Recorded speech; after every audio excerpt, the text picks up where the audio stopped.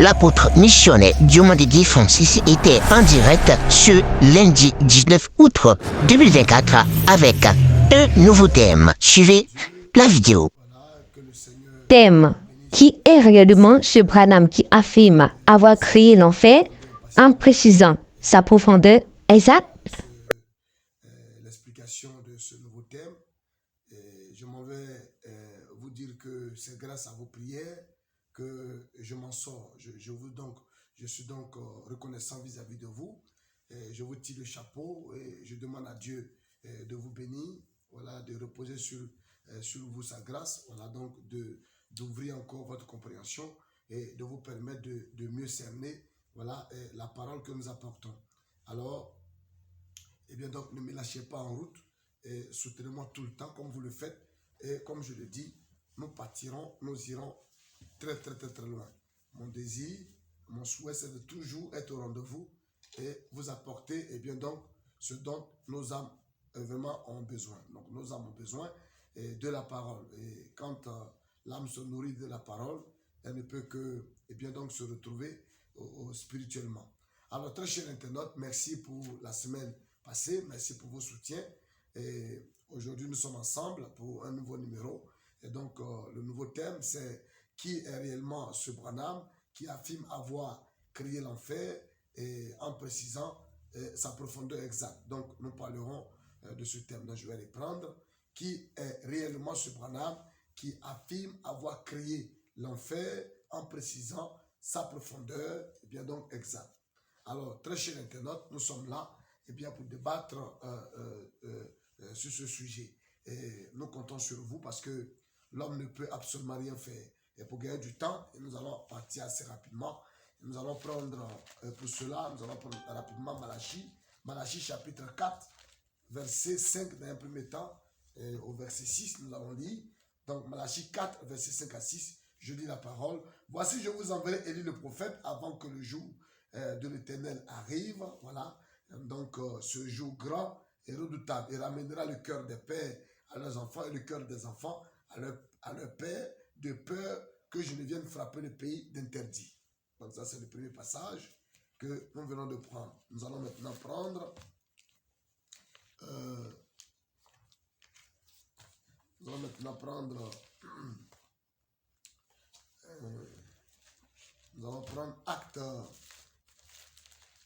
Acte chapitre 7, Acte chapitre 7, verset 49, que nous disons. Voilà. Le ciel est mon trône, la terre est mon marchepied. Quelle maison me bâtirez-vous, dit le Seigneur? Ou quel sera le lieu de mon repos? Donc nous allons prendre, voilà, Proverbe.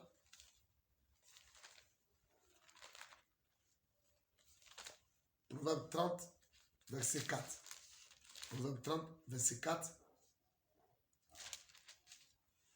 Qui est monté aux cieux, qui en est descendu, qui a recueilli le vent dans ses mains, qui a serré les eaux dans son vêtement, qui a fait paraître les extrémités de la terre, quel est son nom et quel est le nom de son fils? Le sais-tu? Nous prenons maintenant Éphésiens 4, 9. Éphésiens 4, 9. Éphésiens 4, verset 9. Éphésiens 4, verset 9. Or, que signifie les montées? Sinon qu'il est aussi descendu dans les régions inférieures de la terre. Donc, Éphésiens 4, verset 9. Nous allons maintenant prendre Job. Voilà. Job 38.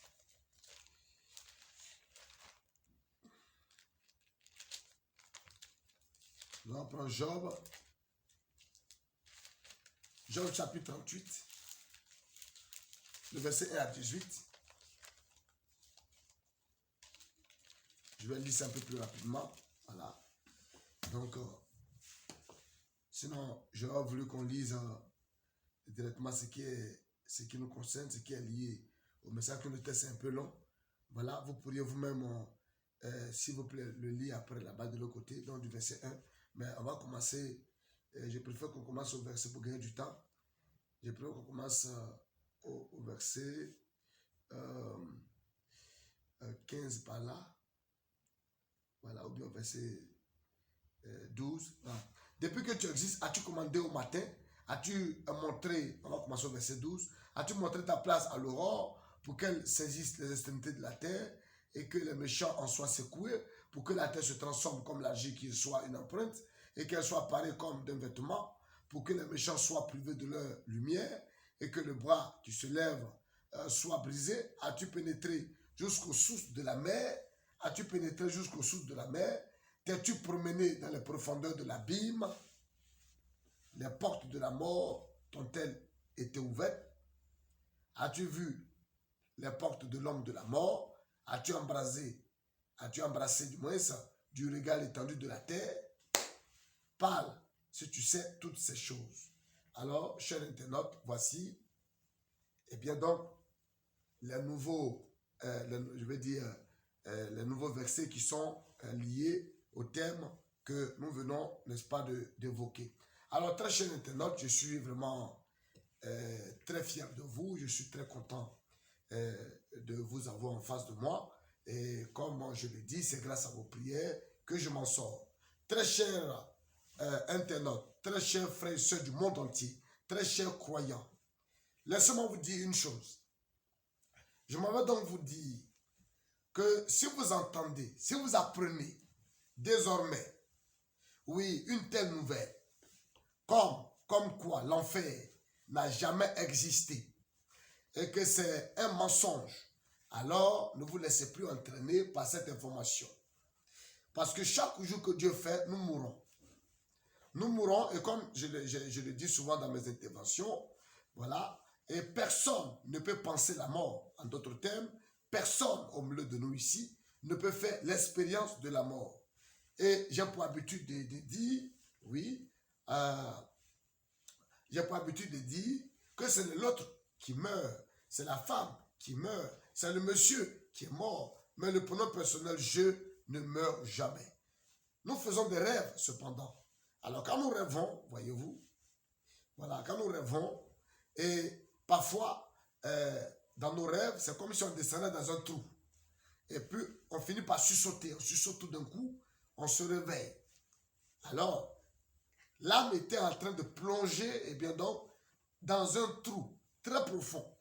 Et puis, du coup, on se réveille, on est tout essoufflé. Voilà. Donc, très chers internautes, j'aimerais vous dire que si nous rêvons, si nous pouvons rêver, et l'action que nous sommes en train de poser dans le rêve, souvent dans la réalité, nous sommes en train de l'appliquer ici. C'est dire qu'il y a une âme qui est au-dedans de nous, qui vit, oui, après la mort, qui continue de vivre. Et la Bible dit, l'âme qui péchera, c'est elle qui mourra. L'âme qui va pécher mourra. Alors si quelqu'un pense qu'après la vie d'ici, eh bien donc c'est terminé, il peut se permettre de tout. Il peut se permettre, voilà, de vivre n'importe comment. Il peut parler n'importe comment, il peut vivre n'importe comment, il peut faire tout ce qui lui passe par la tête. Chers internautes, chers amis du monde entier, je m'en vais vous dire, je vous apprends. Si vous ne le savez pas, par la grâce de Dieu, vous le saurez aujourd'hui. Oui, chaque jour que Dieu fait, comme je l'ai dit tout à l'heure, nous mourrons. Nous mourrons et nous ressuscitons tous les matins. Nous mourrons, et bien donc, on meurt chaque soir, oui, parce que nous dormons. Et quand nous dormons, et bien donc, souvent, on ne sait même pas ce qui se passe. Et puis le matin, on se réveille. Ça, c'est la mort au quotidien. Donc Dieu nous enseigne que ce sont des choses qui sont vraies. On peut mourir et ressusciter. On mourra et on ressuscitera. Donc pour vous dire que ce n'est pas, eh bien donc, une histoire racontée. Chacun de nous vit la chose. Mais vous voyez, quand je dis qu'on ne meurt jamais, on ne meurt pas, mais que c'est l'autre qui meurt. Le premier personnel, je ne meurs jamais, mais c'est la femme qui est morte. Je suis en train de parler, eh bien donc, de la séparation totale du corps, eh bien donc, de l'âme. Donc, le corps, l'âme se sépare totalement, eh bien donc, voyez-vous, hein, du corps. Et quand ça se passe comme ça, on va dresser des bâches, on va aller faire des cérémonies, hein, à ces funérailles-là, eh bien, cette personne qui vient de partir, voilà, on ne la voit plus. C'est son corps qui reste là. Son corps reste là inerte, étendu dans un cercueil. On le récupère et puis on s'en va le déposer dans le trou. Mais ce que nous avons pris là, c'est la terre que nous avons pris. Nous avons prise. C'est la terre qu'on vient de récupérer là, simplement. Oui, on n'a rien fait. Parce que ce qu'on vient de prendre là, c'est inutile. Ce qu'on vient de prendre là, on s'en va mettre dans le sol. Oui, ça ne compte pas. Mais je m'en vous dire que l'âme qui vivait au-dedans de ce corps-là, oui, là où elle s'en va, c'est là le plus important. Parce que où est-ce que cette âme-là s'en va? Où est-ce que cette âme, vers qui cette âme se dirige-t-elle? Oui, cher internaute. Oui, laissez-moi vous dire cette vérité-là. Oui, l'âme qui quitte le corps s'en va où? Oui, cher internaute. Si cette âme qui s'en va là n'est pas reçue par le Créateur, eh bien donc ce qui lui est réservé, c'est l'abîme, c'est l'enfer. Cher internaute, pour être reçu par Dieu, il faut être dans le principe de Dieu. Pour être reçu par Dieu, il faut être dans le principe de Dieu. Ça veut dire que quand Dieu vous crée, il nous a créé donc à son image. Quand Dieu crée, oui, quand Dieu te crée, eh bien il t'a créé à son image. Il aura voulu que tu réfléchisses comme lui. Il aura voulu que tu parles comme lui. Il aura voulu que tu penses comme lui. Il aura voulu, oui, que tu sois humble. Que tu tiennes des propos humbles. Un langage humble. Un langage d'humilité. Oui, cher internaute, chers frères et sœurs du monde entier. Dieu ne t'a pas créé dans l'optique de te détruire. Non. Dieu ne t'a pas créé pour que tu sois perdu. Il t'a créé pour te rendre heureux. Il t'a créé pour te donner le bonheur. Mais vous savez, ce Dieu-là, il nous a raconté son histoire. Parce que quand il a créé, il a tout créé. Et bien donc, dans tout ce qu'il a créé, oui, comme je l'ai dit la fois dernière, le créé, Lucifer, l'antichrist, qui n'était pas au départ, oui, un opposant, il a simplement envié la place de Dieu. Et en enviant la place de Dieu, il est devenu un ennemi. Oui, un ennemi du Créateur des cieux et de la terre. Et nous, les hommes qui avons été créés à l'image de Dieu, à qui Dieu voulait donner un grand bonheur, à qui Dieu voulait rendre heureux, eh bien donc, il y a une jalousie qui a été suscitée dans le cœur, eh bien donc, de cet antichrist, de ce Lucifer, de cet esprit impur. Il vient donc nous faire des propositions pour que nous puissions tourner nos regards vers lui. Et que nous soyons découragés du Créateur qui a fait les cieux et la terre. Parce que le Créateur, quand il a créé les hommes, Dieu avait, eh bien donc, en lui, cette haine du péché. Dieu déteste le mal. Dieu déteste les vilaines choses. Vous voyez, quand une femme va se mettre nue et se trémousser, oui, porter des petites shorts, oui, porter des pantalons, aller contre la nature, tout ce que Dieu a créé, quand Dieu a créé la femme, il a voulu que la femme soit dans un canevas, oui, bien rangé. L'homme aussi, pareil, c'est la même chose. L'homme doit être dans un canevas aussi, bien ciblé. Mais vous allez voir que Lucifer, il vient, qu'est-ce qu'il fait? Là où l'homme devait être, il sera fait la proposition à l'homme pour dire, non, là où Dieu a voulu que tu sois là, ce n'est pas là-bas que tu dois être. Va à la place de la femme. Et puis il va dire à la femme, voilà. Femme, là où Dieu a voulu que tu sois là, ce n'est pas là que tu dois être. Va à la place de l'homme. Et à un moment donné, puisque sa proposition allait séduisante, allait attirante, on se laisse séduire, on se laisse envelopper, on se laisse amadouer, et puis nous allons maintenant lui faire plaisir. Et quand nous maintenant faisons plaisir à Satan, Dieu dans sa colère, il nous réserve une punition. Et cette punition, c'est l'enfer. Alors, si quelqu'un venait à vous dire que cet enfer n'a jamais existé, n'allez jamais le croire parce que c'est l'œuvre de l'antichrist. Le serpent, il va essayer de te faire croire qu'après cette mort, c'est terminé et qu'il n'y a pas, n'est-ce pas, d'enfer. Chers internautes, chers frères et sœurs du monde entier, le problème de l'enfer est un sujet très sérieux, est un sujet très délicat. La seule personne qui puisse connaître les détails de l'enfer, c'est Dieu lui-même.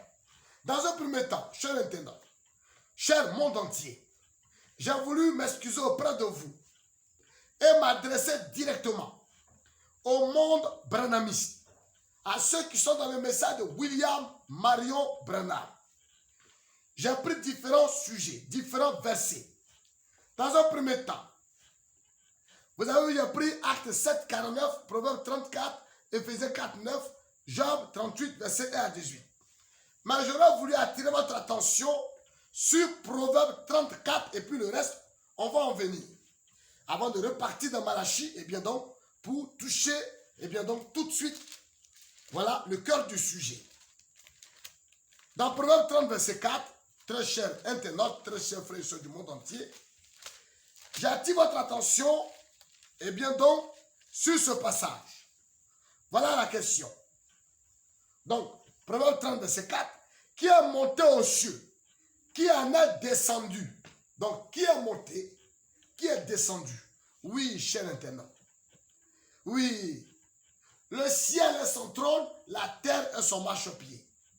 Et celui qui peut quitter le trône, descendre sur la terre et descendre sous la terre, c'est Dieu. C'est pour ça que celui qui quitte là-haut, c'est Dieu. Celui qui descend sur cette terre, c'est Dieu. Celui qui va sous la terre, il va en enfer. Oui, c'est encore Dieu. Oui, c'est pourquoi Jésus-Christ est Dieu. Oui, cher internaute. Il est allé aux enfers. À vous, les frères du message, du temps de la fête. William Marabanam est de nouveau allé en enfer. C'est pourquoi c'est de la plaisanterie. Quand je vais entendre quelqu'un me dire que lui, il est allé en enfer. Seul Dieu est capable d'aller en enfer et d'en ressortir. Oui, c'est ce que j'ai voulu, dans un premier temps, vous apporter comme information. Alors, cher internaute, dans Proverbe 30, verset 4, il est dit, qui est monté aux cieux, qui en est descendu, qui a recueilli le vent dans ses mains, qui a serré les eaux dans son vêtement, qui a fait paraître les extrémités de la terre. Et puis regardez la question qu'on pose, on dit, quel est son nom? Quel est son nom et quel est le nom de son fils? Oh, cher internaute, celui qui est monté, qui est descendu, qui est encore capable d'aller sous la terre, on demande à Job, quel est son nom et quel est le nom de son fils? Très cher internaute, quand je suis en train de vous prêcher, la première venue du Messie, qui proclame premièrement le salut du côté oriental, eh bien, il vient avec un nom. Quand maintenant, il vient proclamer encore le salut du côté occidental, il vient encore avec un nom. C'est pourquoi dans Proverbe 30, verset 4, oui, il est dit, qui est monté aux cieux, qui en est descendu, qui a recueilli le vent dans ses mains, qui a serré les eaux dans son vêtement, qui a fait paraître les extrémités de la terre, quel est son nom et quel est le nom de son fils? Ça montre qu'il y a deux noms. C'est pour ça que quand je vous parle d'Apocalypse 14, oui, où il est parlé de 144 000 qui vont recevoir sur leur front le nom du Père et le nom de l'agneau, et bien donc, ce n'est pas une erreur, c'est confirmé par la Bible. Alors, cher internaute, quand nous revenons dans Malachie maintenant, chapitre 4, voyez-vous, Malachie chapitre 4, à partir du verset 5 à 6, la Bible dit, voici, je vous enverrai Élie, le prophète. Élie, le prophète. Et j'ai décidé de m'adresser directement, oui, au monde branhamiste, dans un premier temps. Oui, cher internaute, c'est très important qu'on en parle. C'est crucial. C'est important. Oui, cher internaute. Alors, voici, je vous enverrai Élie, le prophète. Avant le jour de l'Éternel, avant que le jour de l'Éternel arrive, ce jour grand et redoutable, il ramènera le cœur des pères à leurs enfants et le cœur des enfants à leurs pères, de peur que je ne vienne frapper le pays d'interdit. Très cher internaute, dans cette Bible, regardez, quand on parle de Malachie 4, verset 5 à 6, après c'est le dernier verset. Oui, c'est le dernier chapitre. Le dernier chapitre, oui, et le dernier verset, verset 5 à 6. Regardez, oui, après ce verset-là, nous allons rentrer maintenant dans le Nouveau Testament. Donc, ce Élie qui est annoncé à la fin de l'Ancien Testament, quelle est sa véritable identité? Il s'agit là de qui? Oui, cher internaute. C'est pour ça que, eh bien, le thème dit, qui est réellement ce Branham qui affirme avoir créé l'enfer, oui, en précisant sa profondeur exacte. Oui, oui, vous qui êtes dans le message du temps de la fin, très cher internaute, très chers frères et sœurs du monde entier, dans le monde branhamiste, ils savent qu'il s'agit là d'Élie. Élie dont il est question, il s'agit, selon nous tous, d'après les informations que nous avons reçues, il s'agit bel et bien de William Marion Branham. On dit c'est Branham qui est Élie. Et je pose la question de savoir, qui est réellement ce Branham qui affirme avoir créé l'enfer en précisant sa profondeur tout à l'heure. On y arrivera et ne soyez pas pressés chez l'internaute. Priez pour moi, on y arrivera. Alors regardez, à la fin de l'Ancien Testament, on nous annonce Élie. Je vous dis que dans cette Bible, c'est ce Élie-là qui n'avait pas de généalogie. C'est le premier personnage à ramener un mort à la vie. Cher pasteur, cher fidèle, cher croyant, oui, cher homme de métier, cher homme d'affaires, oui, laissez-moi vous dire une chose. Je vous apprends qu'à partir de cette Bible, désormais, vous garderez à l'esprit que le premier individu, vous l'avez peut-être vu, mais vous ne vous êtes même pas occupé. Oui, vous ne vous êtes même pas intéressé. Le premier personnage à ramener un mort à la vie plus tard, un jour on parlera de la vie d'Élie. Oui, mais pour l'heure, ce qui est important, eh bien donc, c'est de parler de ce sujet. Donc, ce Élie-là, eh bien donc, a été le premier personnage à ramener un mort à la vie. Et dans le classement, je vous ai toujours dit que Jésus n'était même pas la deuxième personne. Oui, Jésus ne vient qu'en troisième position. Élisée, qui pour ma part représentait l'église qui recevait la double portion, oui, lui aussi, il était en train de ressusciter un mort. Donc, dans la Bible, quand on fait le classement, il y a eu Élie, Élisée et ensuite vient Jésus. Alors, donc, à la fin de l'Ancien Testament, Élie est annoncé ici. Voici, je vous enverrai Élie le prophète. Donc, cet Élie-là, eh bien donc, avant qu'il ne vienne du côté oriental d'un premier temps, eh bien donc, Jean-Baptiste est annoncé à Malachie, au chapitre de Malachie, chapitre 3. Il a dit, voici, je vous enverrai mon messager. Il préparera le chemin devant moi. Et soudain, entra dans son temple le Seigneur que vous cherchez. Et le messager de l'Alliance, vous désirez, voici il vient, dit l'Éternel des armées. Donc, Jean-Baptiste, qui était proclamé, qui est annoncé au chapitre 3 de la Malachie, lui, il ne fait aucun miracle, il ne ressuscite aucun mort. Donc, c'est lui qui prépare le chemin devant la première mission d'Élie, qui est donc Jésus-Christ. Et puis maintenant, en ce temps de la fin, ce même Élie qui doit venir, et bien donc quelqu'un qu'on doit préparer le chemin devant lui. Et c'est pour ça que je dis que Jésus-Christ, en ce temps de la fin, quand il vient pour sa deuxième mission du côté occidental, c'est lui-même qui vient en tant que précurseur. Il est le précurseur de sa propre personne. Comme annoncé dans Hébreux 6, on va le lire assez rapidement pour que les Écritures concordent. Dans Hébreux 6, voyez-vous, Hébreux chapitre 6, à partir du verset 20, eh bien, il est dit, d'abord au verset 19, il est dit, cette espérance, nous la possédons, comme une encre de l'âme sûre et solide. Elle pénètre au-delà du voile. Et puis au verset 20 dit, là où Jésus est entré, pour nous comme précurseur, et a été fait souverain, sacrificateur, pour toujours selon l'ordre de Melchisédek. Donc ce Élie-là, à sa deuxième venue, eh bien il sera lui-même son propre précurseur. Donc, il va changer simplement de ministère. Parce que simplement, quand Jean-Baptiste a annoncé Jésus, Jean-Baptiste a disparu, nous avons vu Jésus. Et Jésus, lui, il ressuscite les morts, il guérit les malades.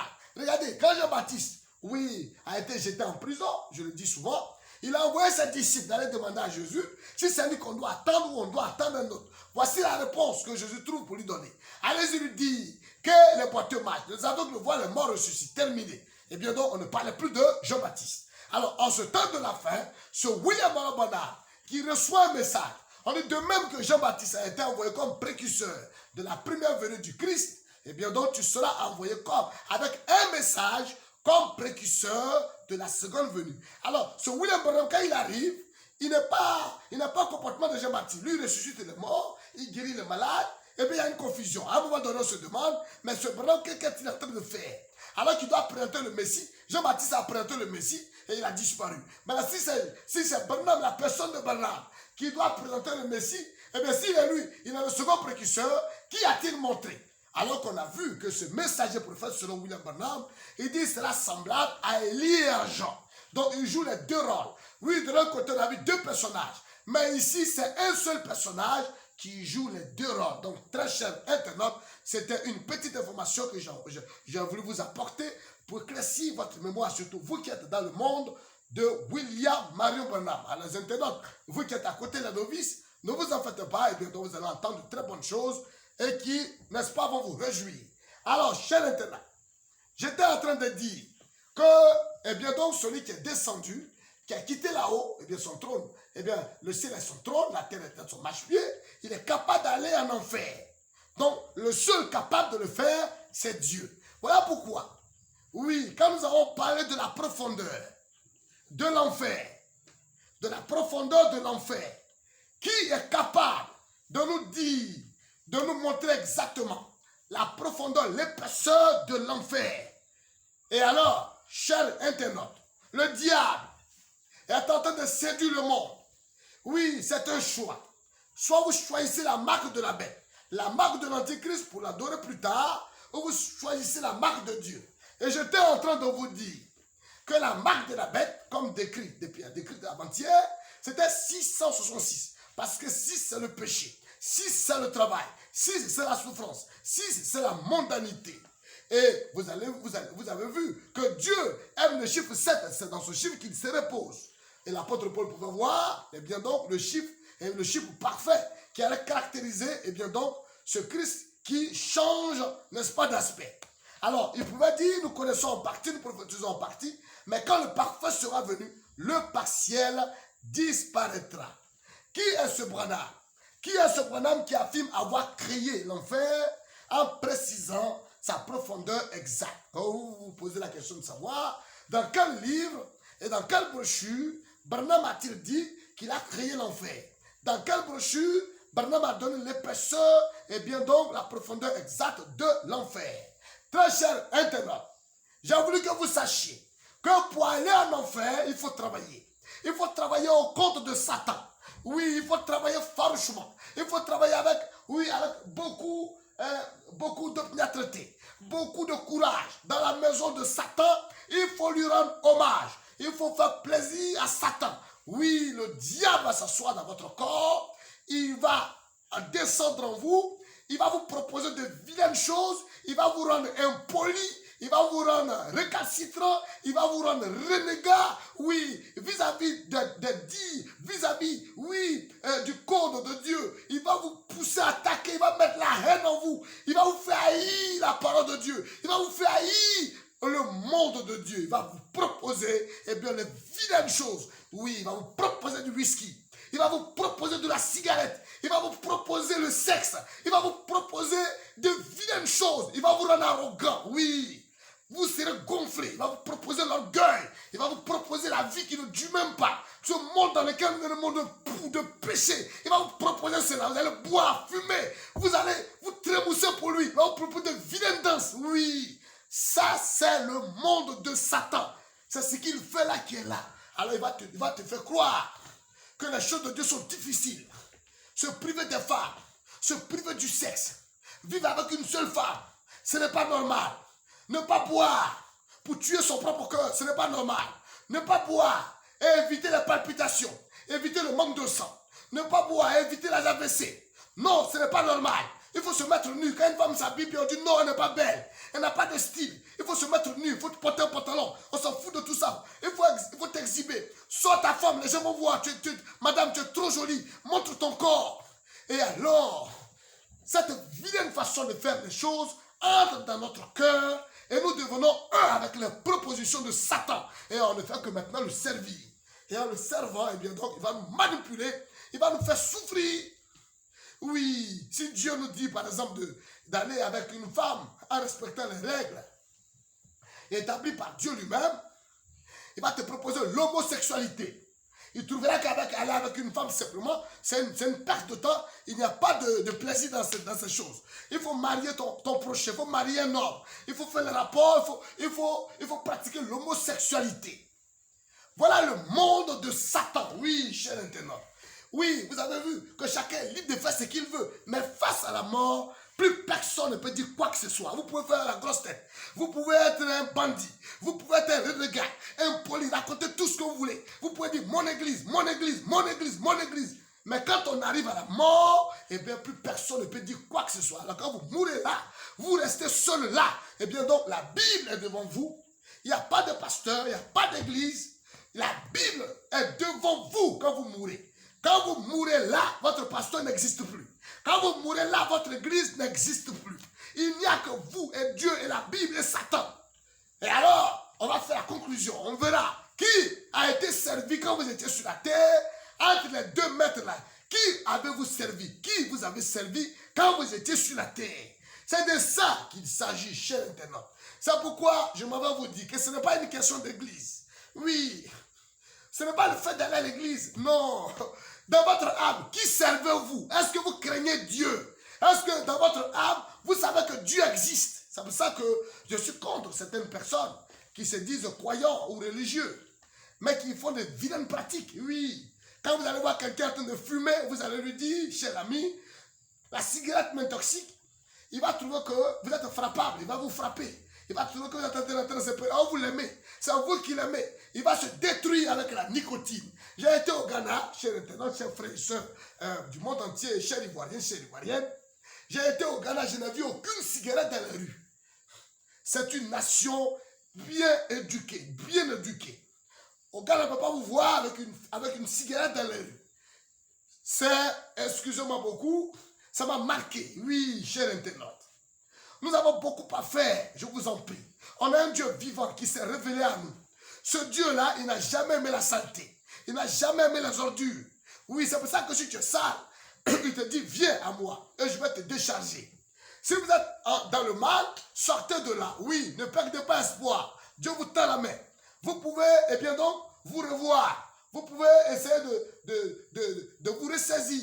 Oui, Dieu est un Dieu qui aime la repentance. Si vous repoussez chemin, vous dites, Seigneur, je reconnais avoir mal fait, je reconnais avoir mal agi, aie pitié de moi, il te pardonnera. Il ne va pas te pardonner au nom d'une église. Il ne va pas te pardonner, eh bien donc, au nom de ta propre vision. Non, il va te pardonner parce qu'il est le maître qui pardonne. Il va te pardonner parce qu'il a vu en toi un homme sincère. Le fait de te mettre, lever la main dans le ciel et dire, oh Dieu, comme les musulmans le disent, Allah, oui, Dieu est esprit. Et personne n'a jamais vu Dieu. Oh, cher internaute. Alors, quand Dieu maintenant se manifeste, il prend un corps pour se faire représenter. Et c'est ça qu'on appelle le Père et le Fils. Quand vous allez mourir, oui, vous verrez que rien n'a changé. Vous êtes la même personne. Oui, votre âme se réveille.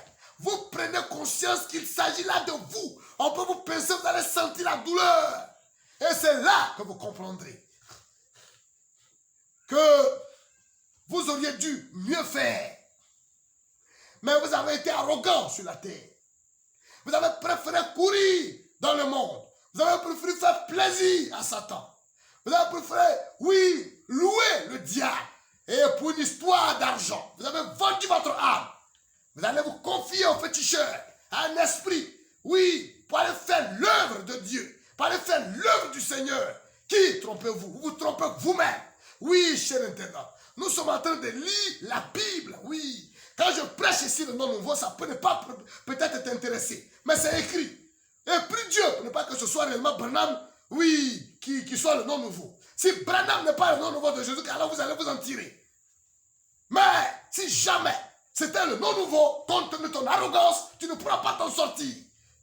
Mais je prie le Seigneur pour vous. Quand vous voyez que la Bible dit, la foi vient de ce qu'on entend qui vient de la parole de Dieu. La foi vient de ce qu'on entend. Oui, quand vous fouillez dans cette Bible, et alors ça me fait très mal. Alors, quand vous fouillez dans cette Bible, toi qui dis que tu es apôtre, tu es en train de critiquer parce qu'on prêche Branham. Branham dit, j'ai créé l'enfer pour les méchants. Maintenant, si elle te donne l'Ancien Testament, prêche-moi Jésus, que ferais-tu? On va te remettre l'Ancien Testament, vous qui descendez dans les rues, qui croyez que c'est vous qui maîtrisez la parole. On va vous remettre l'Ancien Testament. Et tu apôtres, tu vas prêcher Jésus-Christ dans le monde. Et on verra. Vous allez subir la pression des apôtres. Aucun passage ne montre Jésus dans l'Ancien Testament. On doit le prêcher. Les églises d'alors étaient là pour attaquer les disciples, de Jésus. Quand vous baptisez au nom de Jésus-Christ, Jésus-Christ n'a jamais dit ça. Il a dit Père, Fils et Saint-Esprit. Il n'a jamais dit au nom de Jésus-Christ lui-même. Mais on devait l'attendre dans la chambre haute. Oh, cher internaute, chers frères et sœurs du monde entier. Pour aller en enfer, il faut travailler pour le diable. Alors vous allez voir. Quelqu'un qui fume, il tire un paquet, 2 paquets, 3 paquets. Il boit du whisky. Son cœur prend un coup. Oui. Il a le cancer. Il travaille pour le diable. On mange, la nourriture dans notre bouche nous a été donnée pour qu'on puisse manger, mais on prend la fusée et puis on fout ça là-dedans. Et quand on va parler pour dire, monsieur, on t'insulte copieusement. Oui, cher internaute, c'est vraiment pitoyable, ça fait pitié. La bouche que Dieu nous a donnée, ce n'est pas pour mettre de la fumée dedans, non. On fume, on mange n'importe quoi, excusez-moi beaucoup, on boit, on fait tout ce qu'on veut, on se permet de tout. Oui, on est impoli, on raconte tout ce qui nous vient en tête, on dit, oui. Si on veut blasphémer contre Dieu, on regarde n'importe quoi, même pas contre du fait que nous sommes des hommes, que nous sommes petits. Et que nous sommes sur la terre, que Dieu en haut. Ce qui sort de notre bouche, on parle et puis c'est fini. Vous avez une fois vu un riche qui est demeuré éternellement sur cette terre. Vous avez une fois vu un riche qui est demeuré éternel sur cette terre. Vous avez une fois vu ça, quelqu'un qui a eu beaucoup d'argent, qui est resté éternellement sur la terre. La mort est devant chaque personne ici, oui, cher internaute. Ce n'est pas la mort qui est un problème. Quand vous quittez ici, où allez-vous? Quand vous quittez là, où allez-vous? Oui, c'est de ça qu'il s'agit. Et maintenant, je m'en vais vous dire que quand je prends, oui, cher internaute, il est important que nous lisions la parole.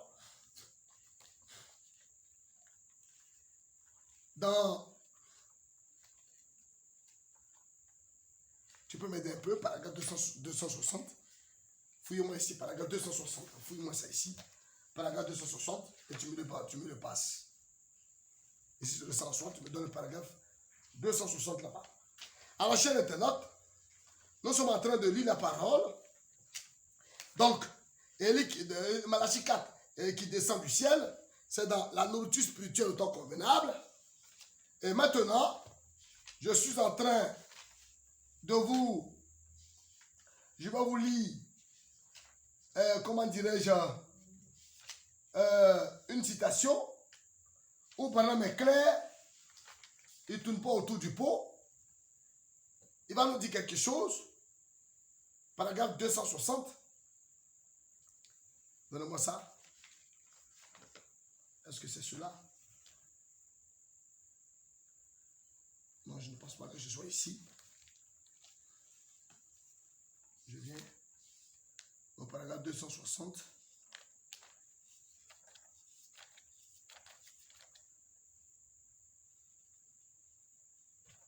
À notre cher internaute, excusez-nous, ce n'est pas facile de prêcher la parole.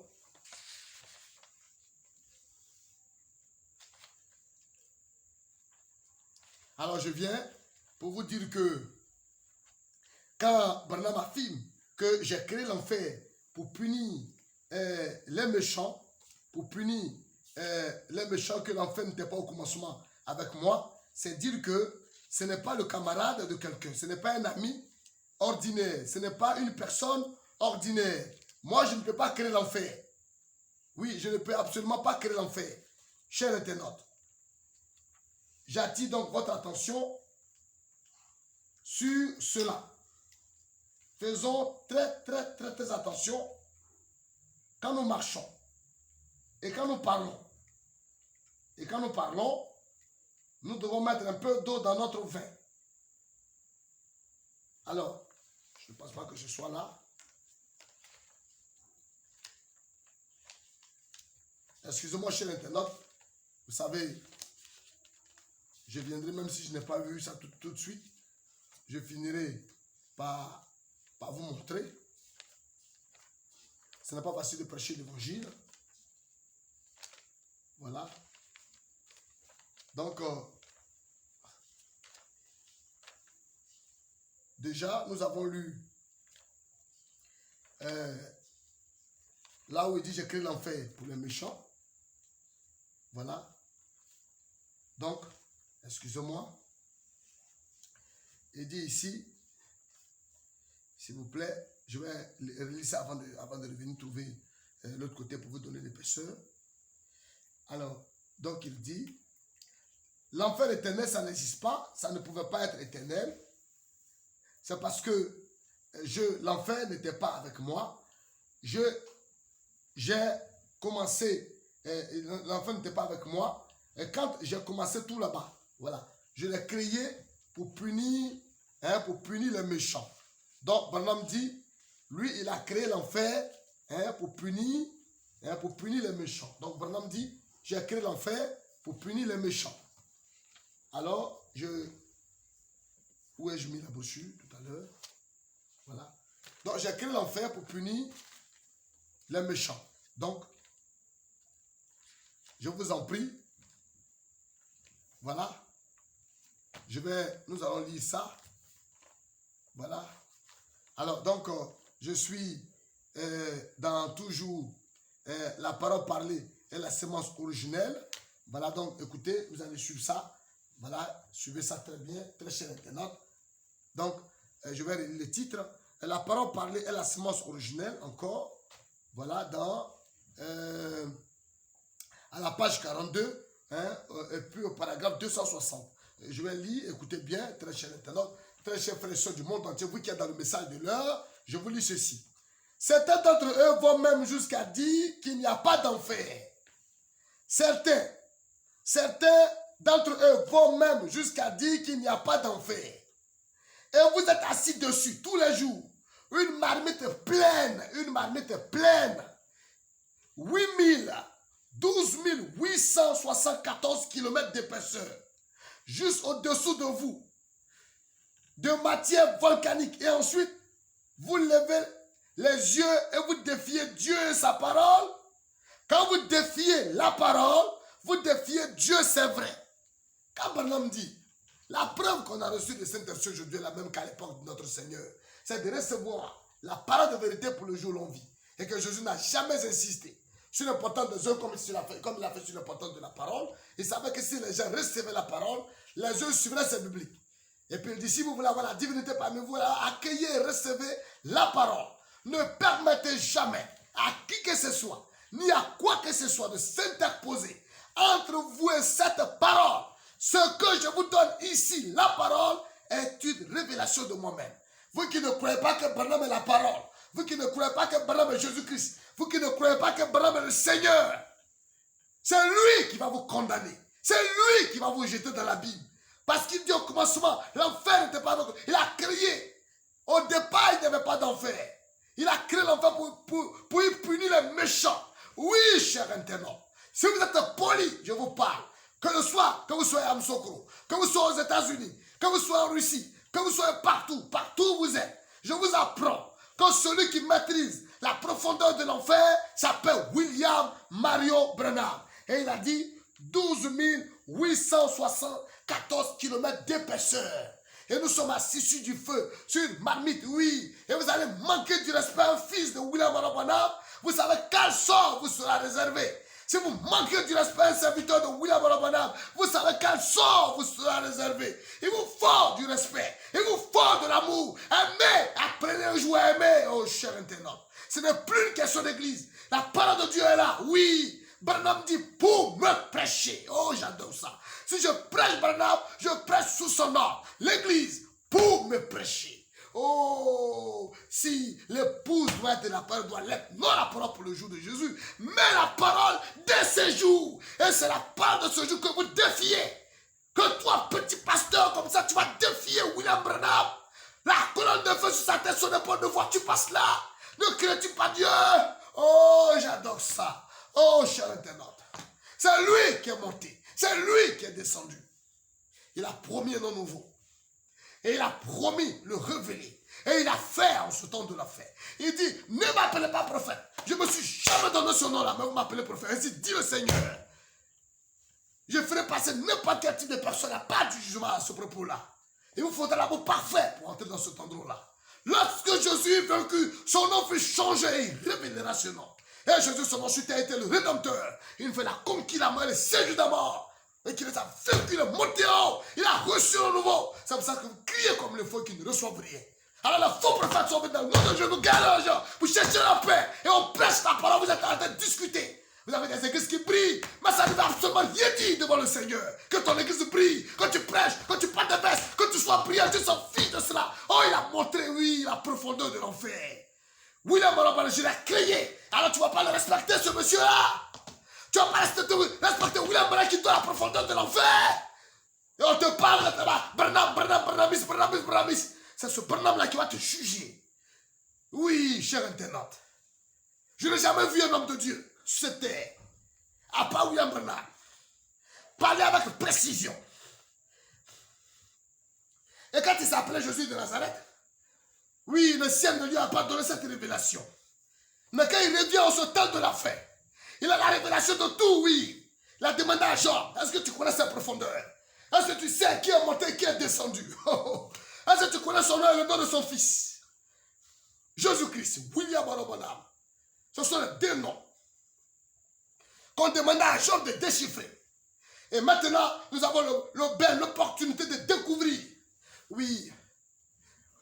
De découvrir, s'il vous plaît, quelqu'un qui est capable, voyez-vous, de nous donner la profondeur de l'enfer, l'épaisseur de l'enfer.